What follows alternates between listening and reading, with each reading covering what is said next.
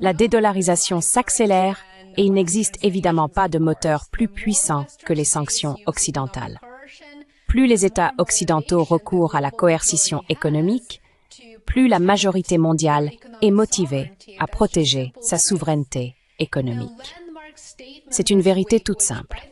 Dans une déclaration marquante cette semaine, que j'ai d'ailleurs déjà partagée avec mes abonnés sur mon canal Telegram, alors n'oubliez pas de me suivre pour rester informé, le ministre russe des Finances, Anton Siluanov, a annoncé que les échanges entre la Russie et la Chine se déroulent désormais presque entièrement en dehors des devises occidentales.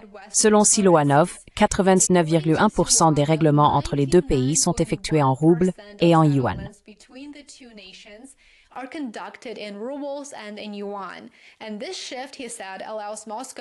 Et ce changement, a-t-il déclaré, permet à Moscou et à Pékin de contourner ce qu'il a qualifié d'infrastructures étrangères hostiles, une référence évidente au système bancaire basé sur le dollar et l'euro qui dominaient autrefois leurs échanges. Il y a seulement quelques années, vous vous en souvenez peut-être, presque tous les paiements entre les deux pays, entre la Russie et la Chine, transitaient par des banques occidentales utilisant des dollars et des euros. Mais les sanctions, les tensions politiques et les restrictions financières ont complètement transformé ce paysage. Aujourd'hui, les fonds ne passent plus par des institutions contrôlées par l'Occident, susceptibles de geler ou d'interrompre les transactions à tout moment. À la place, le rouble et le yuan constituent désormais la base d'un partenariat financier bilatéral qui redessine discrètement la carte du commerce mondial.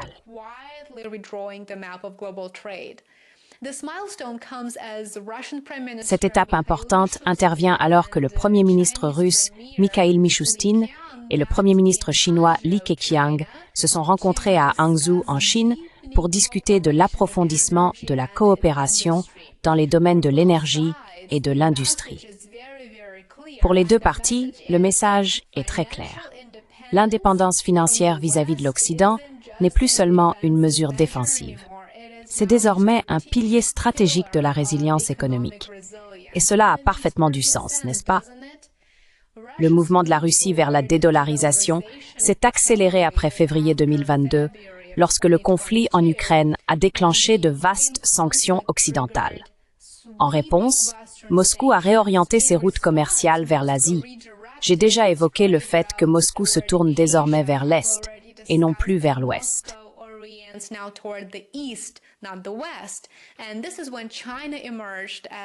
C'est à ce moment-là que la Chine est devenue son plus grand partenaire commercial et le principal acheteur de pétrole russe.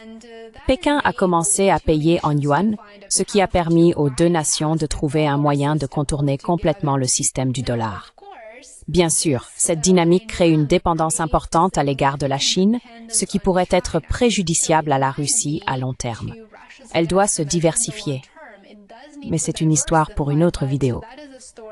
Le vice-premier ministre Alexandre Novak a confirmé que 90 à 95% du commerce de la Russie avec la Chine et l'Inde se fait désormais en monnaie locale. Ce qui est remarquable ici, comme l'a expliqué Novak, c'est que cette transformation s'est produite automatiquement, de manière tout à fait organique, en d'autres termes. Ce n'était pas une révolution planifiée, c'était une adaptation du marché.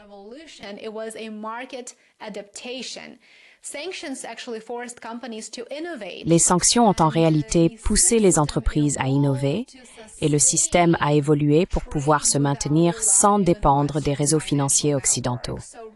En somme, c'est vraiment le scénario le plus favorable. Les résultats sont assez frappants. Malgré la pression des sanctions, les exportations d'énergie russe restent stables. Le pétrole et le gaz continuent de s'écouler vers l'Est et les paiements en yuan et en roupies ont permis à Moscou de maintenir efficacement des sources de revenus essentielles. D'ailleurs, dans une vidéo récente, j'ai expliqué comment la Russie prévoit de révolutionner les marchés mondiaux de l'énergie. Regardez absolument cette vidéo ensuite si vous souhaitez mieux comprendre le rôle que joue l'énergie dans la géopolitique actuelle.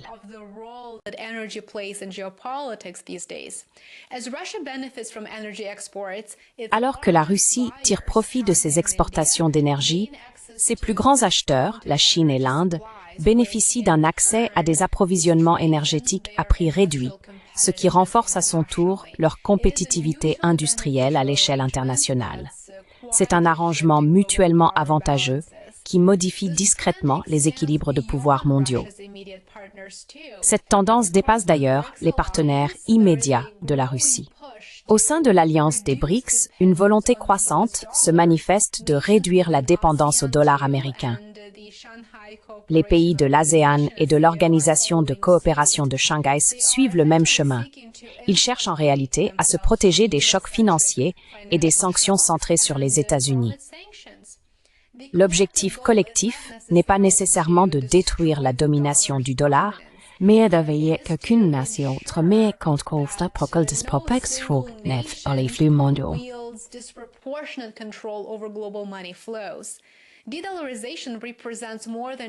La dédollarisation représente bien plus qu'un simple changement de système de paiement, c'est avant tout un tournant philosophique.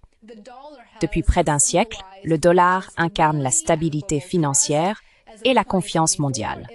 En 2024, il représente encore environ 59% des réserves mondiales de change, loin devant toute autre devise concurrente. Mais à mesure que des pays comme la Russie et la Chine proposent des alternatives viables, la confiance dans le dollar commence à se diversifier. Et plus les États-Unis continueront d'utiliser leur monnaie comme une arme, plus le dollar s'affaiblira avec le temps, à mesure que la demande mondiale pour celui-ci diminuera. C'est simple. Si l'on prend du recul et que l'on observe la situation du point de vue du bloc des BRICS, il devient évident que leur approche de la dédollarisation est très pragmatique.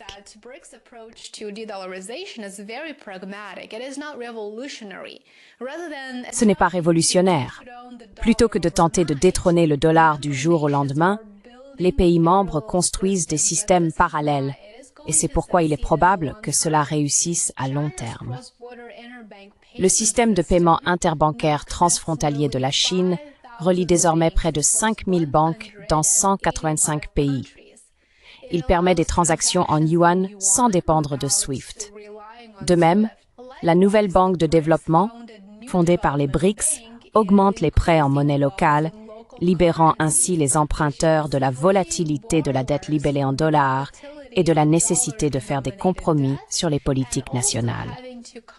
Néanmoins, la voie à suivre n'est pas simple. La coordination économique entre les nations des BRICS reste un défi.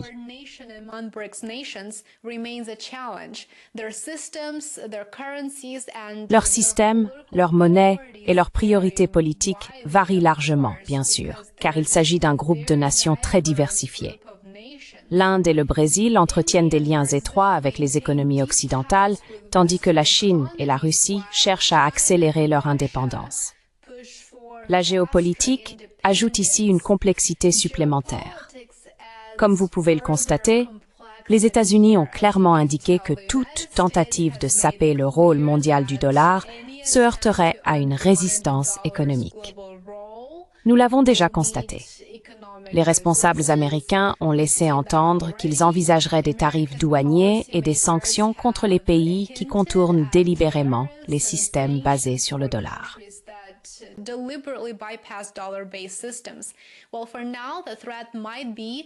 Eh bien, pour l'instant, la menace pourrait dissuader certains pays qui évaluent les risques de rejoindre la vague de dédollarisation. Mais l'histoire montre que la puissance monétaire suit toujours la puissance économique. Il n'y a pas d'autre issue.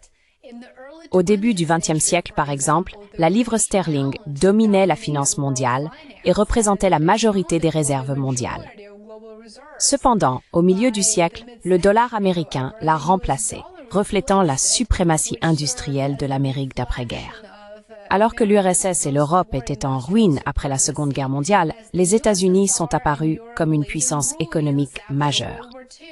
Mais ces changements monétaires n'ont pas été soudains. Ils ont été très subtils, des évolutions progressives.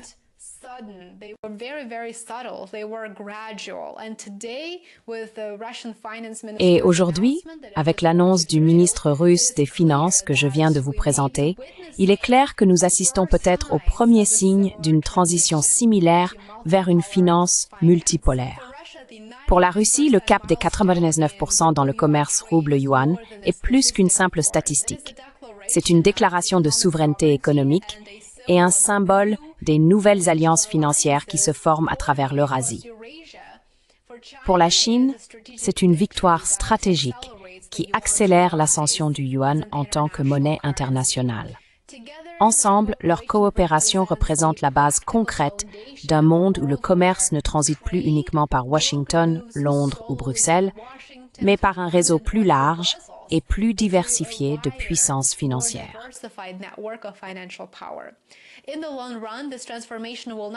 À long terme, cette transformation ne modifiera pas seulement la manière dont les nations commercent, mais aussi leur façon de concevoir la monnaie, le risque et le pouvoir. L'ère de la domination d'une seule devise touche peut-être à sa fin, remplacée par une économie mondiale plus complexe et multipolaire, où la souveraineté financière devient le prix ultime.